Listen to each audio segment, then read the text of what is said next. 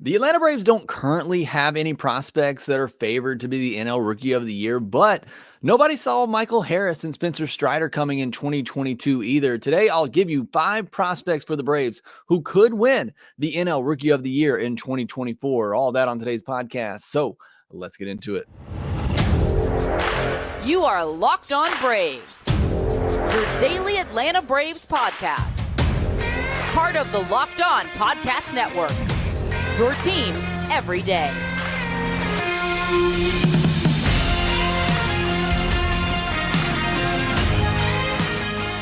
Hey, and welcome back to Locked On Braves, part of Locked On Sports Atlanta, where we cover your favorite Atlanta sports teams each and every day. I am your host, Jake Mastriani. You can follow me on social media at ShortstopBall. Also, make sure you check out my written work over at BravesToday.com. Make sure you follow the podcast on social media at LockedOn_Braves. Send in any questions, comments, or feedback you have for the podcast. Always enjoy hearing from you. And also make sure you subscribe on YouTube if you're new. We're at 9,200 subscribers, trying to get to 10K by opening day. You can help me get there by hitting that thumbs up button if you would. You're listening on audio. Thank you so much for your support as well. Make sure you drop me a 5-star review. But thanks to everybody supporting us here at Locked On Braves. And I do really appreciate every single one of you. Today's episode is brought to you by FanDuel. Make every moment more. New customers join today, and you'll get $150 in bonus bets if your first bet of $5 or more wins. Visit FanDuel.com/lockedon to get started. All right, on today's episode, we're going to look at some rookies who I think maybe are dark horse candidates to win the NL Rookie of the Year. As you know, right now, the Braves don't currently have a huge favorite, but I do think there are a couple that have a good chance, led by Hurston, Waldrep, and AJ Smith-Shawver, but I think there's some other names to consider as well. So we're going to talk about that on today's podcast. But before I do, I got to give a thank you to all of you out there who supported me this last week. It has been the most difficult week of my life with the passing of my brother. I want to just give all of you a huge thank you who said prayers, who were thinking of me, and all the comments that I got while I was out. Thank you so much. That meant everything to me. I don't typically share a lot of personal information on here, but I feel like we've built a great community in here, and I just felt like I needed to share that with you. And I'm glad that I did, because it was great to see all the support from the Locked On Braves community here and Braves country in general. Thank you so much for all your support for me while I was out last week in the passing of my brother, who was one of my biggest fans and supporters here at Locked On Braves. So glad that I was able, or that you were able to sharing that with me and show me your support. I want to thank the team at Locked On, who was also very supportive and understanding in me wanting to take some time off to be with family. So thank you so much for that. And a special thank you to Lindsey Crosby, who filled in for me. That really doesn't benefit anybody but me, and he was willing to do that to keep some content going on the channel while I was out so that I could be with family. So thank you so much to Lindsey. Just an amazing guy and a great friend. And I'm very sad that he's leaving Locked On. He knew he was leaving Locked On, and he still was willing to do that for me last week. But big shout out to Lindsey. If you don't, make sure you go follow him at Crosby Baseball. But thank you so much again for all the support and doing that. I see Brennan, Argenis, Patrick, the Wild One, Barracuda, Nick Harvey, Leland, Jeffrey in here as well. I know Jackson, Ryan Knight. Thank you so much for joining me here live. Thanks for all the well wishes. And like I said, everybody in the comments on social media, on YouTube, thank you so much. It really was a trying week, but glad to know we had so many people praying for us and thinking about us. But get back into the podcast. Baseball is an escape, and that's never had a bigger reminder of that than over the past couple of weeks. Baseball is an escape for me, one that I enjoy. It takes me to a happy place, and so I am happy to get back in that happy zone talking about Braves baseball. And on today's episode, we're looking at NL Rookie of the Year favorites for the Atlanta Braves. And let's start by looking at the odds-on favorites right now, according to our friends over at FanDuel. Yoshinobu Yamamoto of the Dodgers is plus 180. He is the overwhelming favorite right now to win the NL Rookie of the Year. Take that for what you will. I never love it when an international player comes over and they've been playing professional baseball for a long time, and then they come over and they're eligible for Rookie of the Year. It's never sit well for me. But it is what it is. Nothing's changing about that anytime soon. So Yamamoto is the huge favorite. Next is Jackson Chourio, plus 850. Obviously expected to be on the team from the get-go, as the Brewers have already given him a contract extension. So there's really no reason to hold him back. So certainly high-profile, top 2, top 3 prospect in all of baseball, Jackson Chourio. The next favorite, Jung-Hoo Lee, another international prospect at plus 900. He plays with the Giants. Shota Imanaga, plus 1,100. Again, another international prospect who signed with the Cubs. And then you got Noelvi Marte, plus 1,100. Don't even know if he's going to start with the Reds. Pete Crow Armstrong, plus 1,800. Again, don't even know if he's going to start with the Cubs and have an everyday role. And then Kyle Harrison at plus 1,800. So, I mean, really, you look at this group outside of Jackson Chourio, who, again, we think is going to get the everyday job in center field just based on the fact they've already signed him. The other top candidates are all international prospects who have been playing professional baseball in other leagues for a long time. So I think there's a really good chance for somebody to sneak into this race. And I think there's a really good chance that the Braves have a couple of good candidates that could do so. So I'm going to give you 5, maybe a couple of more as well, dark horse candidates. But let's start with the 2 obvious ones off the rip here. And that is Hurston Waldrep and AJ Smith-Shawver. And I'm going to say Hurston Waldrep has the best chance. If you looked at or listened to my top 5 prospects episode or my top 10 prospects episode, I put Hurston Waldrep at the top. I just think the ability for him to get to his ceiling, I see a better path for Hurston Waldrep right now than I do AJ Smith-Shawver.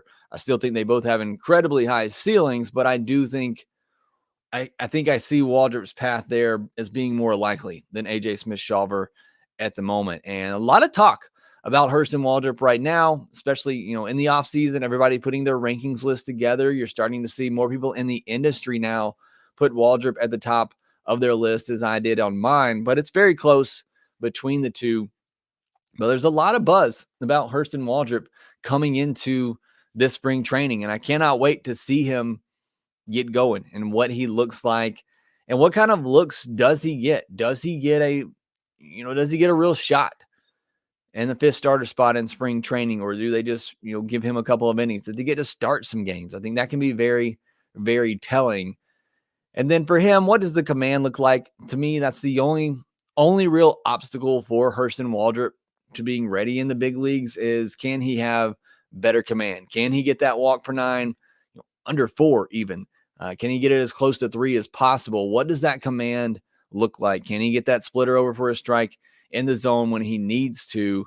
Could the Braves use him in a bullpen role to start the season? I don't think that's as likely as maybe it is with AJ Smith-Shawver. Is there the incentive to have these prospects on the opening day roster at the beginning of the year, because you could potentially get a draft pick out of it if these players finish in the top 3 of certain awards. So there is that incentive as well, but I just can't see them going that route with Waldrep. I think he either makes the rotation out of spring training or he goes to AAA and continues to work on that command. But how quickly could he be ready? I think that is what we need to find out, not just in spring training, but again, if he doesn't break camp with the team, we need to find out pretty quickly in Gwinnett, because I think he has a chance.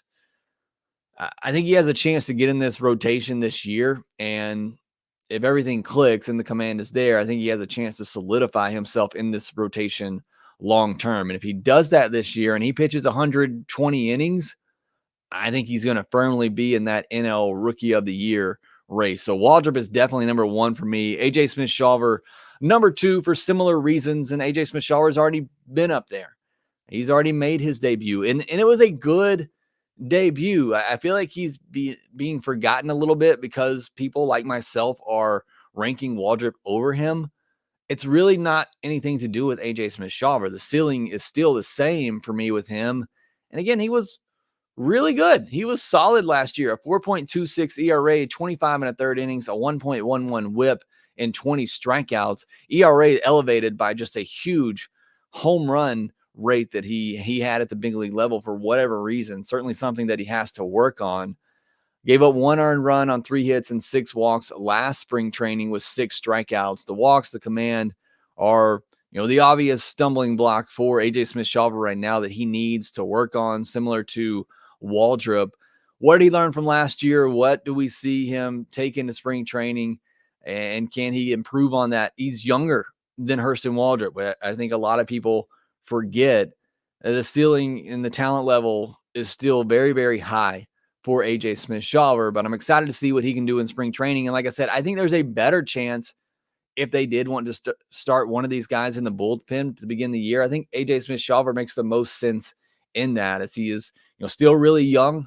Hurston Waldrep threw 130 innings last year. AJ Smith-Shawver still hasn't thrown a lot in his career. I could see them doing that if, say, Reynaldo Lopez started the year in the rotation in the 5th spot. Maybe you wanted to stick AJ Smith-Shawver out there and use him as your bolt guy and somebody that can also pitch in a setup situation, and then maybe, keep him stretched out and work him into the rotation at some point when somebody gets injured or you need to skip somebody. I don't think that's likely. I think it's more than likely the same as with Waldrep. Either he wins the rotation spot or he gets sent back down. But I think if they wanted to go that route with AJ Smith-Shawver, I think it would make some sense. But those are the two guys. If the Braves are going to have somebody sneak into the NL Rookie of the Year race, it's either going to be Hurston Waldrep or AJ Smith-Shawver. And remember, in 2022, Strider started the year in the bullpen, worked his way into the rotation, and finished second in the Rookie of the Year race in a year that any other season, he likely runs away with it. But Michael Harris was just so incredible that season, playing every day, playing in the field. But I could see that happening with either one of these guys. All right, next, we'll take a look at some more candidates for NL Rookie of the Year. We'll also get into some updates from spring training, 5th starter battle, as we've now seen Bryce Elder and Reynaldo Lopez, and a lot more news to get to later. Get buckets with your first bet on FanDuel, America's #1 sports book, because right now, new customers get $150 in bonus bets with any winning $5 bet. That's $150 if your bet wins. Bet on all your favorite NBA players and teams with quick bets, live same-game parlays, exclusive props, and more. You can do all this over at FanDuel.com/lockedon to take your shot over at FanDuel.com/lockedon. You're still into the NBA season. You can look at the NBA title favorites right now. The Celtics, Hawks, not so much, especially with the recent news about Trae Young. And they also have MLB futures bets out there as well. If you want to get into that, I've already talked about the NL Rookie of the Year candidates. You want to go put some money on a dark horse candidate like Hurston Waldrep, you can do that over there. Or maybe you think Shota Imanaga for the Cubs is going to have a great year. You can get him at plus 1,100 right now. You can also bet on World Series winners, division winners, all that right now. NL, Cy Young, MVP, all that you can do over at FanDuel.com/locked on. FanDuel, official sportsbook partner of the NBA. Locked On has launched the first ever national sports 24/7 streaming channel on YouTube. And now it's also available on Amazon Fire TV in the free Fire TV channels app. Locked On Sports Today is here for you 24/7, covering the top sports stories of the day with the local experts of Locked On, plus our national shows covering every league. Find Locked On Sports Today now available on the free Fire TV channels app. It's also positional preview week here on the podcast. We'll start with the infield on Tuesday, move to the outfield and DH on Wednesday, and then the pitching staff on Thursday before our mailbag episode on Friday. So that's what you have to look forward to the rest of the week. Let's jump back into our discussion for today, looking at the top Rookie of the Year candidates for the Braves. We discussed Hurston Waldrep and AJ Smith-Shawver, who are the obvious favorites for the Braves if anybody's going to win it this year. But there's a couple of more out here. It would take a lot for this to happen for the rest of these, but I think there is an outside chance of it happening. At number 3, I put Dael Hernandez, and you don't often see a relief pitcher win Rookie of the Year. It would, again, take a lot to happen, but I think he has the stuff, and I think he has the opportunity. I think there's a case to be made that he is in the bullpen on opening day. And like I said, outside of the international players that signed, there's not any obvious, rookie of the year candidates. And Jackson Chourio, if he is on the team from the beginning, really not any obvious candidates. I mean, if Dael Hernandez comes in, throws 60, 70 innings and has a K per 9 over 10, and he would have to have an exceptional season, but I think there is a very small chance that could happen. Fourth on my list, I have Darius Vines. And again, small chance of this happening, and it would mean that things did not go right in the Braves rotation if Darius Vines is getting enough innings to really even be in the consideration for the NL Rookie of the Year. But, could he throw 120, 130 innings with a 3.75, a 4 ERA? It's possible he could do it. And, again, with the lack of some really solid candidates out there outside of Yamamoto and Chourio, maybe that's enough this year to get it done. Again, don't think it's likely, but I'm throwing it out there because I told you I'd give you 5 candidates. And my fifth one, this to me is either JP Martinez or Forrest Wall. And again, not likely, and it means things have gone really wrong in the outfield. It means somebody has gotten injured in the outfield, and I'd most likely say JP Martinez here is the one that could step in, be an everyday player to fill in if somebody was gone and out for the season, and let's hope that doesn't happen. But I could see JP Martinez coming in, hitting 260, being a 2020 player, and having a real shot at winning the NL Rookie of the Year. Again, I honestly hope that doesn't happen because that means things have gone wrong in the outfield and somebody's injured. But I think that's a very, very outside possibility that it could happen. Some other names just to mention, some prospects, Drake Baldwin. Say something happened to Ozuna in the DH spot. Maybe he would be next up as your backup catcher. Again, something would have to happen to d'Arnaud. I mean, the Braves lineup is just so stacked in field. The only way these players are getting opportunities if somebody gets injured for a significant period of time. And we certainly don't want that to happen. But, there is a pathway there for Drake Baldwin to get some significant playing time this year if the Braves deem he is ready. And if somebody were to go down, like an Ozuna, like a Travis d'Arnaud. I'm putting Nacho Alvarez on here just because he's my guy. I'll talk more about him in a second. He's off to a hot start in spring training. Put Hayden Harris on here as well. Similar reasons to Dael Hernandez. Good stuff. Could come out and dominate out of the bullpen, but still not very likely. Dylan Dodd, I put on here as 9th. I don't want to say I was excited about Dylan Dodd going into last year, but I did think there was a possibility that he could step in there and do some good things and perhaps even win NL Rookie of the Year last year. So again, if he gets it all together, he still has rookie status. I guess there is that possibility, but I put Darius Vines ahead of him by a pretty large margin. So that tells you how I feel about both of those guys right now. And then this one is the dark horse of all dark horses. So I said I'd give you 5. I'm actually giving you 10. But Blake Burkhalter, he's not even on the non-roster invitee list. I don't even know where he is in his throwing program, but he is a college standout and somebody that could move very, very quickly. Again, depending on his time frame, which I have not heard yet, if the Braves move him as a reliever, I could see him coming up very quickly and dominating at the big league level. I do think that much of him. I do think that's highly unlikely. The best chance for the Braves to get an NL Rookie of the Year candidate in 2024 is for either Hurston, Waldrep, or AJ Smith-Shawver to get a lot of innings and to dominate.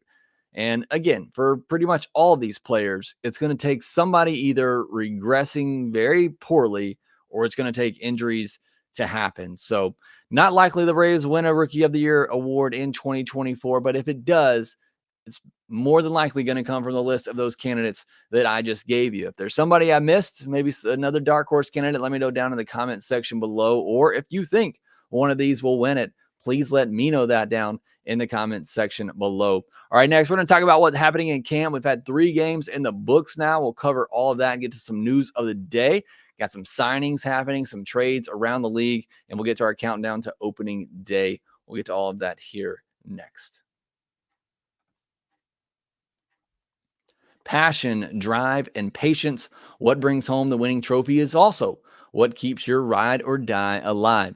eBay Motors has everything you need to maintain your vehicle and level it up to peak performance. From superchargers, roof racks, exhaust kits, LED headlights, and more, whether you're into speed, power, or style, eBay Motors has got you covered. Like I've said before, I'm living that minivan life right now, and I can get all the parts I need over at eBay Motors because they have over 122 million parts to choose from for your number one ride or die. You'll always find exactly what you're looking for, and with eBay Guaranteed Fit, your part is guaranteed to fit your ride every time or your money back. Because with eBay Motors, you're burning rubber and not cash. With all the parts you need at the prices you want, it's easy to turn your car into the MVP and bring home that win. Keep your ride or die alive at ebaymotors.com. That's ebaymotors.com. Eligible items only. Exclusions apply. eBay Guaranteed Fit only available to U.S. customers. Locked On has launched the first ever national sports 24/7 streaming channel on YouTube, and now it's also available on Amazon Fire TV and the free Fire TV channels app. Locked On Sports Today is here for you 24/7, covering the top sports stories of the day with the local experts of Locked On, plus our national shows covering every league. Find the Locked On Sports Today now available on the free Fire TV channels app. All right, as you hung in here with me till the end, thank you so much. I want to talk about some of the Braves games happening in spring training over the weekend. We do have game action now, although I will warn you, don't put much stock into offensive performances in spring training. If we learned anything last year from the shortstop battle, do not put much stock into that at all. Pitching battles, sure, obviously that means more to them. See Jared Schuster and Dylan Dodd last spring training. But as far as the offensive side of things, I would not put much stock into anything at all right now. But I do want to talk about a couple of things of interest. Michael Harris, he hit sixth in the lineup on Monday, a lineup full of regulars outside of Sean Murphy, most likely in there over Travis d'Arnaud. I think that's where he's going to be. I think Michael Harris is going to bat sixth, maybe fifth at times in this lineup, maybe seventh at times, depending on if you're facing a righty or a lefty. I think that's where you're going to see Michael Harris in this lineup. I'm getting ready for fantasy baseball season. I hear a lot of people talking about Michael Harris as a top 30, top 40 player and how they would rank him higher if they thought he would hit up higher in the lineup. I think he's going to hit sixth. I don't know if that helps his run and RBI totals all that much, but I do think he is going to hit somewhere towards the middle part of this order. And look, I wouldn't hate it if they put him in the 2-hole against right-handed starters. I don't think that's a terrible decision. And again, don't put too much stock into spring training lineups, but it was a lineup full of regulars, and we did see him sixth in that lineup. And I think that's where he's going to be. He did bat leadoff in the first game of spring training, and he hit a home run on the very first pitch. So maybe there is a battle, as Mark Bowman joked, at the leadoff spot in the lineup. I don't think that will be the case, but I do think he bats sixth. And as Brian Willett says, Harris 6 or 2 in strong shot at 25-25. I do want to see him steal a little bit more this year. I want to see him get that at least 2020 season. 25-25 would be great, but I do think I think he gets that 2020 season this year. Tyler Matzek made his spring debut on Monday, and just great to see him back in action. Listening on radio while I was working, I didn't really hear much specifics on the velocity or how he looked throwing, but at least to get him back out there, obviously shake some of the rust off. It's been hinted at that he may start on a rehab assignment to begin the year. We'll see what happens, obviously, as spring training unfolds, but just great to see Tyler Matzek back out there on the mound. Ronaldo Lopez pitched 2 solid innings on Monday. He did give up a solo shot to top prospect Jordan Westberg of the Orioles. Only velo reading I heard for him on radio, he threw 94 mile per hour fastball on his first pitch that he threw. It's his first pitch of spring training, but you would like to see that velo up a little bit more than that. Fried's velo was up. He hit 97 on the radar gun and 2 sharp innings on Monday as well. So good stuff for Max Fried there. Forrest Wall hit a home run on a Monday as he tries to win that last spot on the bench. Jordan Luplow, who's also battling for a bench spot, hit a home run on Sunday. So those two off to good starts in that bench battle. Austin Riley homered on Sunday, also made a couple of good defensive plays. And you heard Austin Riley talk about the fact that he thinks he can win a Gold Glove. I don't know if that's going to happen. There's some pretty good defensive third basemen, although Arenado's getting older and certainly declining a little bit. Maybe there's a shot for Riley to win a Gold Glove. I think he was probably the best defender on the infield last year. It's really just that side-to-side horizontal movement that holds him back. I think he's great coming in on the baseball. Obviously, anything in his bubble he usually gets to. Threw a two-hopper over to first base on Monday in a good play.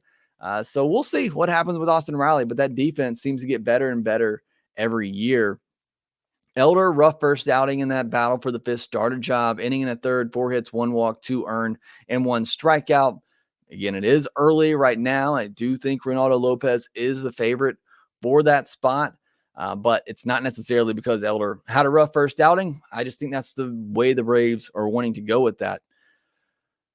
Red alert for the rest of the league. Spencer Strider's throwing a curveball now and apparently having pretty good results with it and feels pretty good with it as well.